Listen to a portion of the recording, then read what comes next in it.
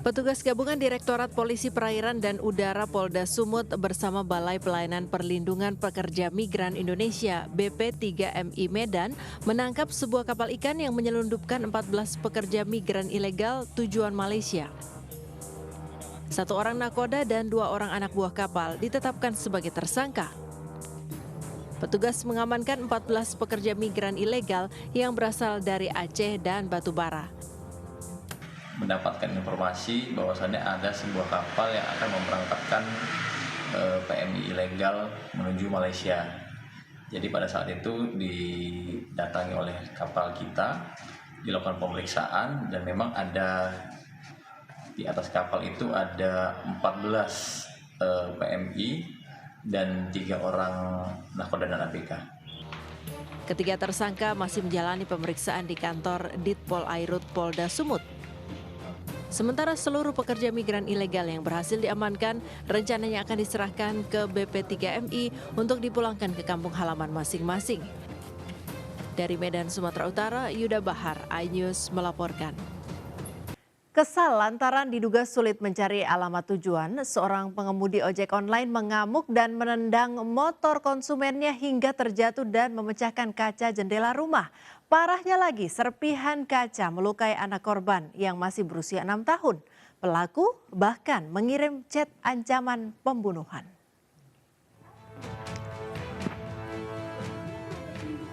Insiden ojol ngamuk bermula saat korban memesan sebuah ponsel secara online dari salah satu marketplace dengan sistem someday atau pengiriman di hari yang sama. Korban terkejut lantaran pengemudi ojek online marah-marah kepadanya saat tiba di lokasi. Sempat terjadi perdebatan antara korban dan pengemudi ojol karena pengemudi ojol mengaku sudah menelpon konsumen melalui aplikasi marketplace namun tidak direspon. Korban pun membantah lantaran mengaku tak ada telepon masuk. Usai perdebatan, pengemudi ojol kemudian menendang motor korban yang terparkir hingga jatuh dan memecahkan kaca jendela rumah. Parahnya lagi, pecahan kaca mengakibatkan melukai anak korban yang masih berusia 6 tahun. Usai kejadian, pengemudi ojol kabur meninggalkan lokasi. Tak lama kemudian, korban menerima chat ancaman pembunuhan dari pengemudi ojol tersebut. Dia mau nendang pintu, nggak nyampe. Akhirnya dia nendang lah motor yang parkir di sini. Jatuh, kena jendela, dan saya kaget sama anak keluar, anak saya kena pentalan kaca itu kakinya. Gitu, habis itu saya buka pintu, dia langsung ngegas kenceng. Gitu, dan nggak lama dia chat saya, mengancam. Berbekal barang bukti pecahan kaca serta video pasca kejadian dan chat ancaman pembunuhan, korban melaporkan kejadian ini ke pihak aplikasi ojek online dan Mapolsek Cimanggis, Kota Depok. Dari Depok, Jawa Barat, Yung Rizky, iNews melaporkan. Kesal tidak diberi perpanjang kontrak rumah, seorang WNA asal Alaska merusak rumah warga di Tampak Siring, Kabupaten Gianyar, Bali. Aksi pengerusakan tersebut viral di media sosial.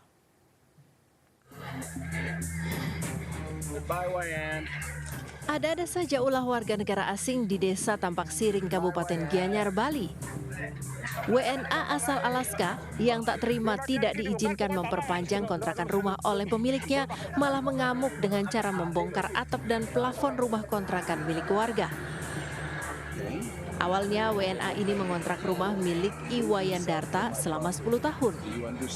Terhitung sejak 25 Juni 2014 sampai dengan 25 Juni 2024. Namun, karena kesal tidak diberikan perpanjangan kontrak, WNA tersebut langsung menyuruh beberapa pekerja untuk membongkar bangunan rumah dengan alasan akan direnovasi. Iwayandarta, pemilik rumah, saat ditemui Minggu pagi mengatakan bahwa dirinya terkejut saat melihat bangunan rumah miliknya tiba-tiba dibongkar oleh WNA tersebut dengan dalih akan direnovasi. Namun ia merasa kesal mengingat pembongkaran ini dilakukan 3 hari sebelum kontrak rumah resmi berakhir. Ia pun melaporkan kejadian pengerusakan rumah ini ke petugas kepolisian. Kemarin ikut jam 7.25 WITA pagi, karena saya tidak sengaja saya mau memanen padi saya di sana. Saya mau ambil keranjang, saya lihat ke barat, kok ada banyak suara gitu ya. Saya lihat tuh genteng, preman-preman itu sedang menghancurkan rumah saya. Kini, Iwayan Darta sebagai pemilik rumah meminta ganti rugi terhadap WNA tersebut karena telah merusak bangunan rumah yang ia bangun bertahap selama bertahun-tahun. Dari Gianyar, Bali, Ketut Catur Kusuma Ningrat, iNews melaporkan. Pemirsa, Satgas Pemberantasan Judi Online akan terus berkoordinasi dengan TNI Polri untuk pemberantasan judi online yang lebih efektif. Saat ini TNI telah mengerahkan Babinsa dan Babin Kamtibmas turun langsung ke masyarakat untuk memberikan pengarahan secara langsung.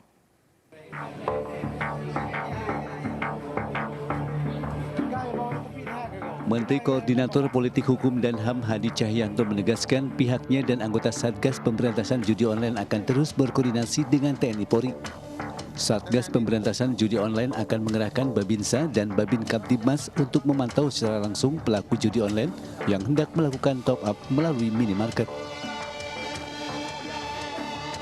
Tadi saya sudah ketemu dengan Pak Kapolri, Pak Kasat ya, terkait dengan pengerahan Babin Kamtibmas dan Babinsa, terutama adalah kita akan berkoordinasi dengan minimarket, kemudian juga dengan masyarakat yang mungkin ada yang belum mau melapor terkait dengan jual beli rekening.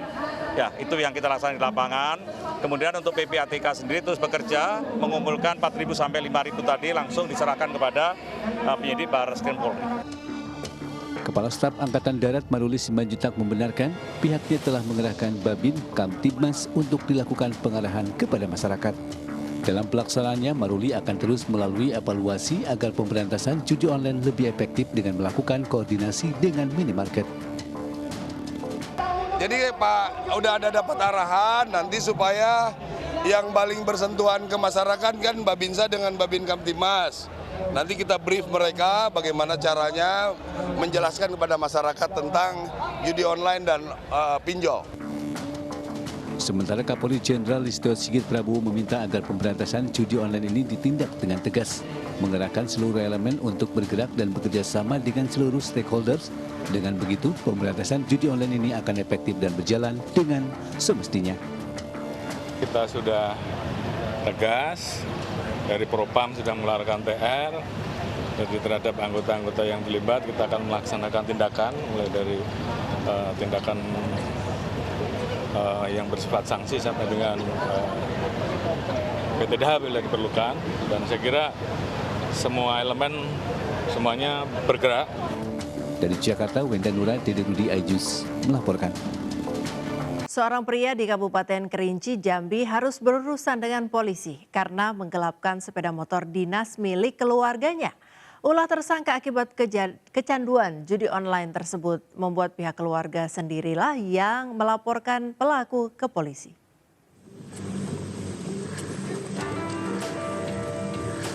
Sejumlah petugas Polres Kerinci mendatangi lokasi pelaku penggelapan sepeda motor. Pelaku atas nama Alek akhirnya dapat ditangkap petugas tanpa perlawanan. Pria 34 tahun itu diamankan polisi karena telah menggelapkan sepeda motor dinas milik keluarganya. Modus pelaku dengan cara meminjam motor dengan dalih untuk berbelanja ke warung. Namun, motor malah digadaikan pelaku untuk membayar utang judi online. Ironisnya, sisa uang gadai motor malah digunakan kembali oleh tersangka untuk bermain judi online. Keluarga yang kesal akhirnya melaporkan pelaku ke polisi. Pelaku menggadaikan sepeda motor milik korban kepada saudara EH. Dari keterangan pelaku diketahui bahwa pelaku melakukan perbuatan tersebut karena korban memerlukan uang untuk bermain judi online. Akibat ulah minusnya, pelaku kini harus mendekam di tahanan Polres Kerinci. Tidak hanya itu, tersangka juga terancam hukuman 4 tahun penjara untuk mempertanggungjawabkan perbuatannya. Dari Kota Sungai Bandung, Jambi, Kapor Gandhi, iNews melaporkan. Satuan Reserse Kriminal Polres Pelabuhan Belawan menggerebek sebuah rumah yang dijadikan tempat judi jenis meja tembak ikan di Kompleks Marelan Point, Medan, Sumatera Utara.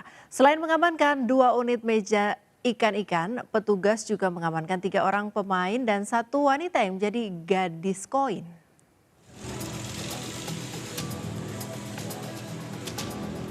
Dalam penggerebekan yang dilakukan Satuan Reserse Kriminal Polres Pelabuhan Belawan di kawasan Komplek Marelan Point, Renggas Pulau, Kecamatan Medan, Marelan, Kota Medan, petugas berhasil mengamankan 3 orang pria yang tengah bermain judi. Selain itu, petugas juga memboyong seorang wanita penjaga yang biasa disebut gadis koin di lapak judi tersebut karena bekerja sebagai pemberi koin bagi para pemain judi. Turut diamankan 2 unit mesin judi jenis tembak ikan dari lokasi padat penduduk tersebut dan membawanya ke Mapores Pelabuhan Belawan.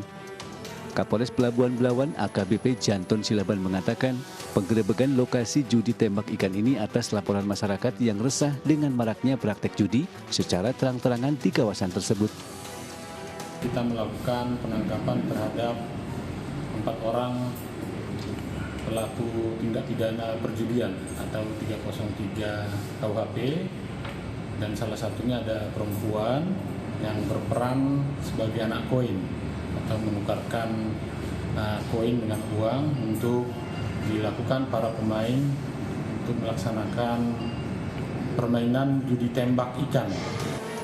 Kini seluruh pelaku yang ditangkap masih dilakukan pemeriksaan lebih lanjut dan melanggar pasal 303 KUHP dengan ancaman penjara maksimal 4 tahun. Kini polisi tengah memburu pemilik lokasi judi yang identitas dan keberadaannya telah dikantongi. Dari Medan, Sumatera Utara, Yuda Bahar, iNews melaporkan. Sementara itu di Batam, pemirsa, seorang pelajar SMK diamankan polisi di kawasan Bandara Hang Nadim, Batam. Pelaku diamankan setelah petugas bandara curiga melihatnya di lobi keberangkatan dengan menenteng sebilah pisau dan pakaian yang berlumuran darah.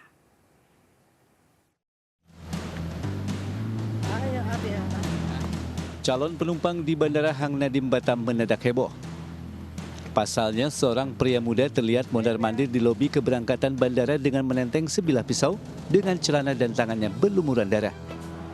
Pelaku kemudian diamankan petugas Polsek Bandara dan langsung dibawa ke Mapores Balerang untuk diperiksa. Kepada polisi, pria yang diketahui berinisial A mengaku datang ke bandara untuk menyerahkan diri ke polisi usai menganiaya ibu kandungnya. Menurutnya, ia menganiaya ibunya karena kesal dilarang menjalin hubungan dengan Sinta, teman wanitanya. Karena nggak ada pikiran kan, kosong, jadi saya langsung ambil aja. Langsung saya anutan. Mama lagi Starbucks tidur. Tidur. Ya, faktor gara-gara pertama faktor karena cewek cinta. Sementara Wakasat Reskrim Polresta Balerang AKP Theo Nardianto menduga jika pelaku mengalami depresi. Hal ini diperlihatkan dengan kelakuannya yang terlihat tidak wajar selama menjalani pemeriksaan. Untuk memastikan kondisi kejiwaan pelaku, polisi akan melakukan pemeriksaan pada psikologi. Jadi ada seorang anak yang membawa pisau di bandara. Nah, setelah diamankan oleh petugas bandara termasuk dari Polsek maupun yang ada petugas dari ASEK juga di situ, diketahuilah bahwasanya dengan tangan berdarah dia bilang dia baru menganiaya ibunya. Sementara Hanati, sang ibu, pada polisi mengaku sudah memaafkan pelaku dan tidak akan melaporkan perbuatan anaknya. Hanati sendiri mengalami luka di dahi dan kepala serta luka cakar di bagian leher. Dari Batam, Kepulauan Riau, Gusti Yenosa, iNews melaporkan.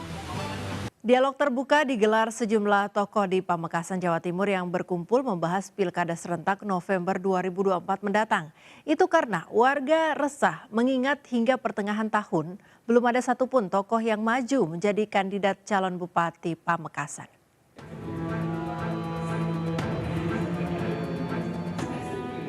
Sejumlah tokoh di Pamekasan, Jawa Timur, mulai dari Porpimda, para kepala desa dan lurah se-Pamekasan hingga ketua partai menggelar dialog terbuka membahas polemik Pilkada 2024. Dialog bertajuk Merajut Benang Yang Kusut yang digelar di Hotel Odaita tersebut membahas belum adanya tokoh yang maju sebagai kandidat calon Bupati Pamekasan.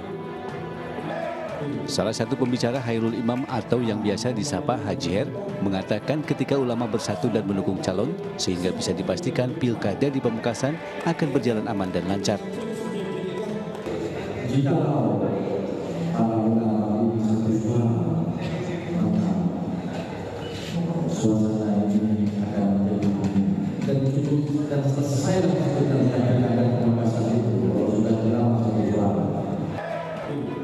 Dialog juga mendengar curhat warga yang menyayangkan besarnya mahar dari partai politik untuk mendapatkan rekomendasi partai, sehingga banyak calon bupati dan wakil bupati yang mendaftar lebih banyak membawa pesan sponsor yang mengusungnya.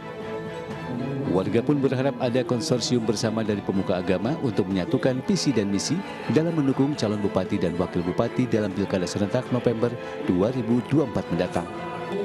Dari Pamekasan, Jawa Timur, Dedi Priyanto, iNews melaporkan. Jelang pra-peradilan Peggy, hari ini sidang pra-peradilan gugatan penetapan tersangka terhadap Peggy Setiawan dalam kasus pembunuhan Vina dan Eki akan digelar di Pengadilan Negeri Bandung, Jawa Barat.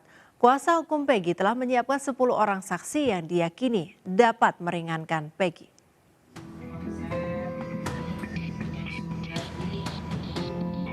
Jelang menghadapi sidang pra-peradilan, tim kuasa hukum Peggy Setiawan menyiapkan sejumlah berkas dan dokumen perkara yang akan dibawa ke Bandung. Dalam menghadapi pra-peradilan, tim kuasa hukum Peggy Setiawan juga menyiapkan sedikitnya 10 saksi yang dapat meringankan Peggy Setiawan. Kuasa hukum berharap agar hakim yang memimpin persidangan dapat memutuskan dengan seadil-adilnya. Kalau kita sih sebagai tim kuasa hukum pasti sangat yakin karena penetapan tersangka ini tidak sah. Alat bukti dari pihak Polda itu sangat lemah dan tidak ada alat bukti yang terkait pembunuhan Vina dan Eki, itu akan kita buktikan di persidangan. Menghadapi gugatan pra-peradilan pihak Peggy Setiawan, Kepolisian Daerah Jawa Barat telah menyiapkan tim hukum baik internal maupun eksternal. Polda Jabar masih menunggu pemberitahuan dari Pengadilan Negeri Bandung terkait pelaksanaan sidang pra-peradilan. Dari situs Pengadilan Negeri Bandung, sidang dijadwalkan digelar pukul 9 pagi. Kami akan datang tentunya, ataupun nanti kami akan menunggu terkait dengan kesiapan dari teman-teman kuasa hukum yang sudah disiapkan oleh Polda Jawa Barat. Nah, ini tentunya atas perintah langsung Bapak Kapolda Jabar ya untuk menyiapkan tim dalam menghadapi gugatan pra-peradilan.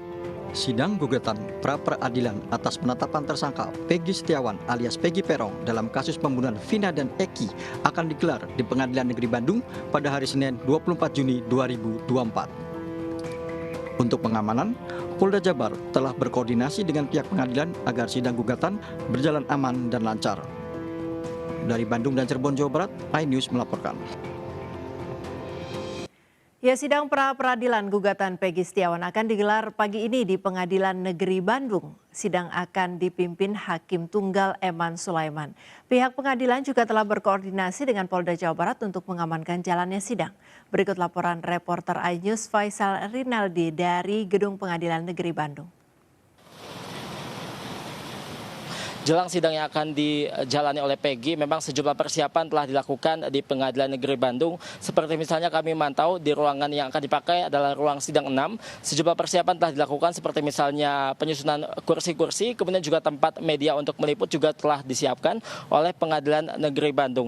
Kemudian pemirsa dapat kami sampaikan pula untuk terkait pengamanan juga sejumlah pola pengamanan telah disiapkan oleh PN Bandung, di mana PN Bandung ini telah berkoordinasi dengan Polda Jawa Barat untuk memastikan agar jalannya persidangan pra-peradilan ini bisa berjalan secara kondusif. Kemudian pemirsa dapat kami sampaikan pula memang untuk hakim yang akan memimpin jalannya pra-peradilan ini adalah Hakim Tunggal Eman Sulaiman bersama dengan panitera pengganti yakni Muhammad Al-Atta. Dan memang pemirsa dapat kami sampaikan pula bahwa sejumlah persiapan telah dilakukan oleh dua kubu, seperti misalnya kubu Peggy Setiawan telah menyiapkan sejumlah barang bukti dan juga saksi-saksi yang akan membuktikan bahwa Peggy Setiawan tidak terlibat atau tidak bersalah dalam kasus pembunuhan ini. Sementara di sisi yang lain, Polda Jawa Barat juga telah menyiapkan tim hukum untuk menghadapi gugatan pra-peradilan yang diajukan oleh kubu Peggy ini. Dari Bandung, Jawa Barat, Faisal Rinaldi, Ahmad Putra, iNews melaporkan. Petugas pemadam kebakaran Kota Tanjung Balai, Sumatera Utara mengevakuasi ular sanca yang bersembunyi di balik pipa bak penampungan air.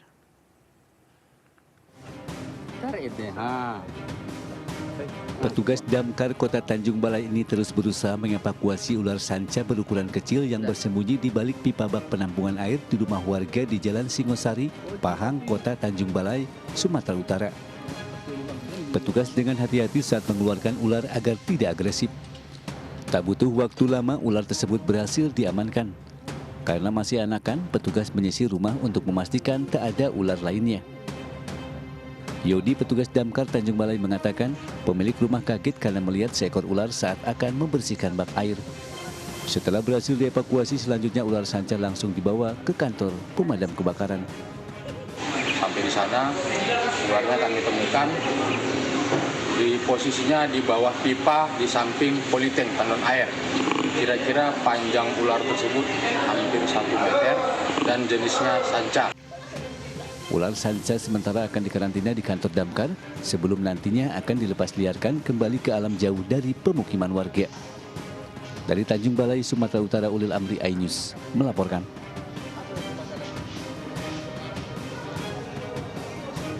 Ingin ngemil manis malam-malam? Cemilan yang satu ini pas untuk Anda. Puding karamel yang manis, lembut, lumer di mulut. Ada di Barito, Jakarta Selatan. Reporter Nata Arman dan juru kamera Dandi Bernadi mencicipi puding karamel dan mereviewnya untuk Anda.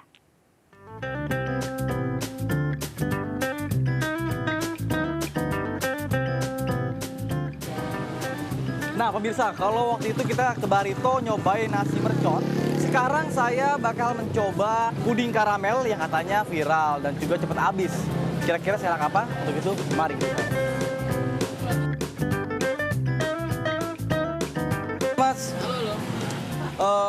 puding karamelnya apa aja sebenarnya? Puding karamelnya hari ini kita ready puding karamel aja sama puding karamel topping regal. Oke, ini yang topping regal. Topping regal. Oke, puding karamel topping regal. Nah, pemirsa, sekarang pesanan saya udah ada. Ini puding karamel dengan topping regal. Tuh. Toppingnya tuh. Dia regal dibungkus-bungkusin gitu lah. Nah, kalau ini puding karamel yang reguler, biasa. Karamel, puding warna putih gini nih, kayak rasa vanila sih. Nah, sekarang kita langsung aja coba nih. Dari puding karamel yang topping regal. Wah, gede banget nih. Kayak, gimana itu? Kenyal banget nih.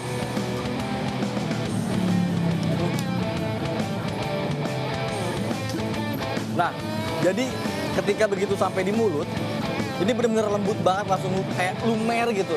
Vanilanya kerasa banget. Ditambah lagi dengan topping karamel sama regal bubuk ini nih. Jadi cocok banget buat kalian pecinta makanan manis, terutama buat jadi dessert nih. The best banget nih.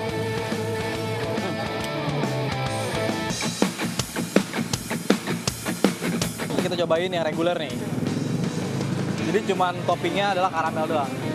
Puding vanila sama topping karamel. Ini basic sama aja ya. Wah, tetesan karamel itu menggoda banget, kayak seakan-akan mengajak, ayo dong, makan aku dong, makan aku dong. Wow.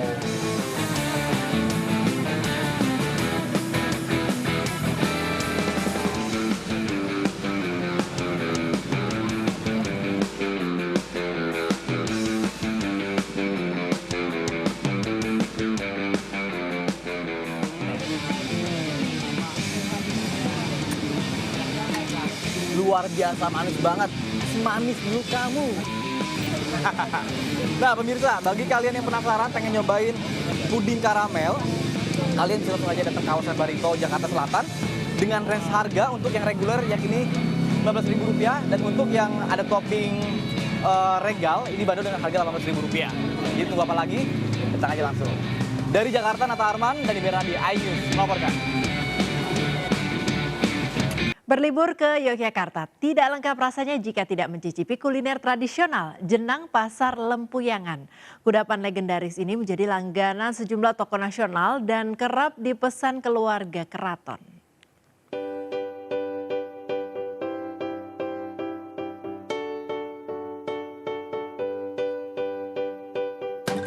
Yang suka jenang silahkan merapat. Lokasinya ada di Pasar Lempuyangan, Yogyakarta. Meski berada di dalam pasar, namun jenang Bu Gesti sangat legendaris. Bahkan sudah diteruskan generasi kedua. Soal cita rasa yang khas tak perlu khawatir. Penerus jenang Bugesti tetap mempertahankan resep asli warisan sang ibu yang berjualan sejak tahun 1950. Tak heran, kudapan legendaris ini menjadi langganan para tokoh nasional dan sering dipesan keluarga Keraton Yogyakarta. Hingga saat ini, warung Bugesti tetap mempertahankan 4 jenis jenang, yakni jenang candil yang terbuat dari tepung ketan, jenang sumsum putih dan coklat, serta jenang mutiara. Guna menambah rasa manis, jenang-jenang ini disiram larutan gula Jawa. Tekstur kental dari larutan gula berpadu santan kelapa yang gurih semakin nikmat karena disajikan dengan daun pisang. Ibu ya, kalau saya kan cuma dari generasi kedua. Kalau yang dari ibu itu dari tahun 50-an, dari tahun 50-an, jualannya tetap bisa terus pada tempat. Para pelanggan mengaku suka dengan rasa otentik jenang Bugesti yang cocok untuk menu sarapan. Enak, tidak begitu manis tapi rasanya kan berbagai rasa tapi bisa menyatu. Sering kesini saya juga, setiap Sabtu kalau dia kan Sabtu. Bedanya kalau gimana itu masih hangat. Nah, bagi Anda yang sedang berkunjung ke kota Yogyakarta, bisa menyempatkan mampir ke warung Bugesti yang buka setiap hari pukul 8 pagi hingga 12 siang.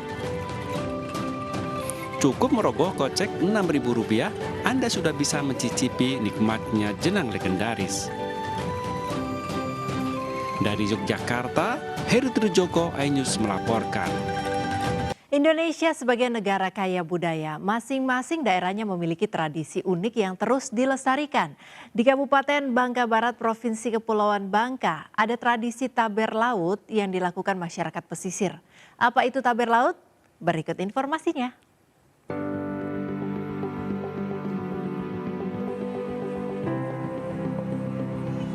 Masyarakat di Kabupaten Bangka Barat, Provinsi Kepulauan Bangka Belitung, memiliki sejumlah tradisi turun-temurun yang masih dilestarikan hingga kini. Desa Rambat, Kecamatan Simpang Teritip, memiliki tradisi taber laut, yaitu ritual tahunan di pesisir pantai yang dipimpin oleh tetua adat. Berbagai ritual dilakukan mulai dari pembacaan doa hingga melepas miniatur perahu ke tengah laut. Tradisi ini merupakan bentuk syukur atas hasil laut yang selama ini didapat oleh para nelayan. Laut ini tradisi kami Desa Rambat yang terdapat di Simpang Teritip. Nah, kalau dapat dilaksanakan setiap tahun bulan Hijriah. Tadi ada lihat kapal itu sebagai wujud apa itu, Bang? Kapal wujud perahu biasa yang kita dihanyutkan. Dilepas di laut. Selain menjaga kebudayaan dan memupuk penghargaan pada alam dan sang pencipta, tradisi ini juga dapat mendukung pengembangan pariwisata.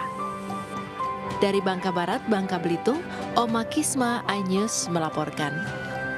Pemirsa, ada banyak pantai dan pulau cantik yang bisa menjadi pilihan destinasi wisata. Salah satunya adalah Pulau Dutungan, Kabupaten Baru, Sulawesi Selatan. Di pulau ini, pengelolanya membatasi kedatangan wisatawan hanya 1.000 orang untuk memastikan wisatawan mendapatkan kenyamanan saat menikmati liburan.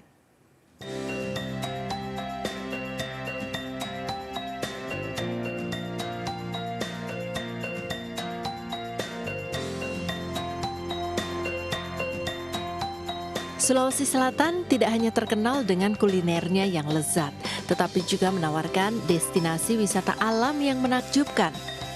Salah satu destinasi yang wajib dikunjungi adalah Pulau Dutungan, sebuah pulau eksotis yang menjanjikan pengalaman liburan tak terlupakan.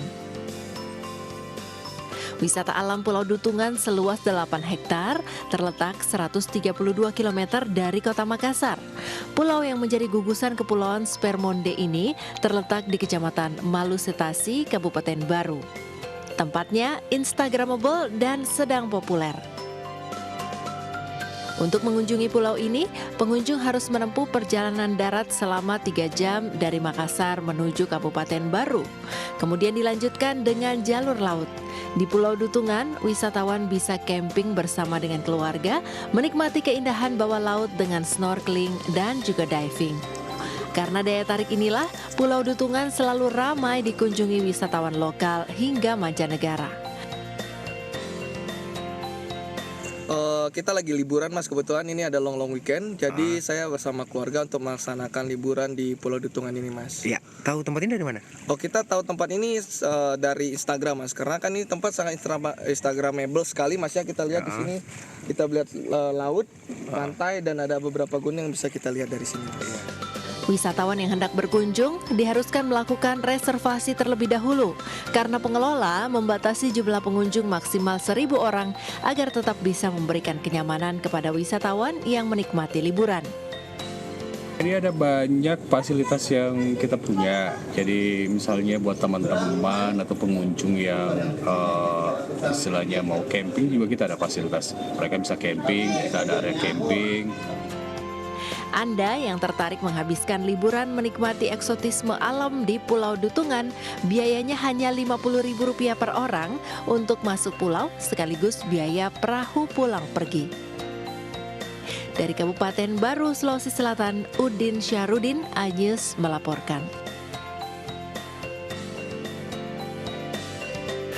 Sejak kemarin, satu persatu kloter jemaah haji tiba di tanah air. Di antaranya yang telah kembali ke Indonesia yaitu kloter haji asal Jakarta, Palembang, dan Bojonegoro. Suasana haru mewarnai kedatangan para jemaah haji tersebut.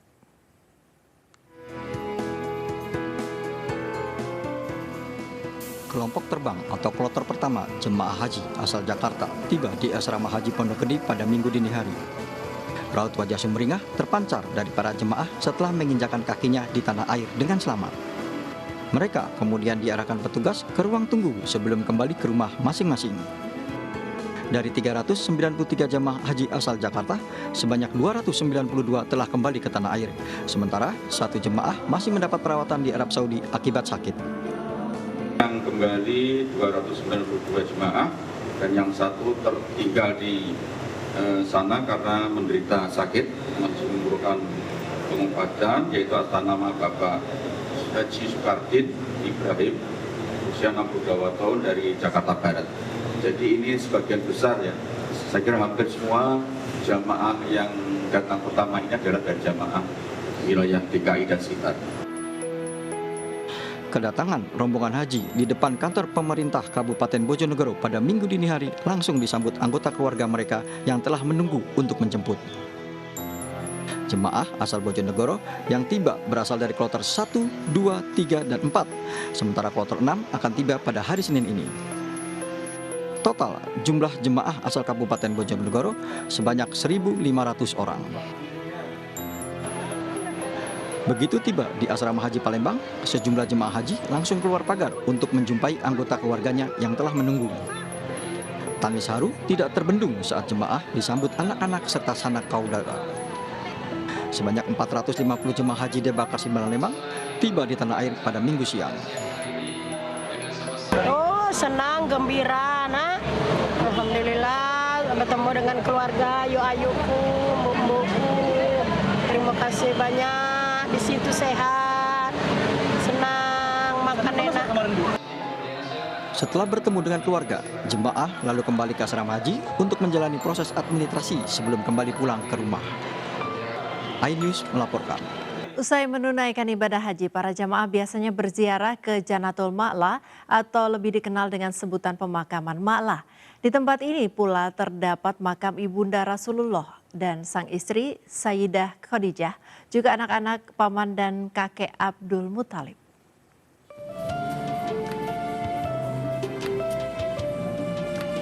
Dalam bahasa Arab, Ma'la berarti tanah yang tinggi.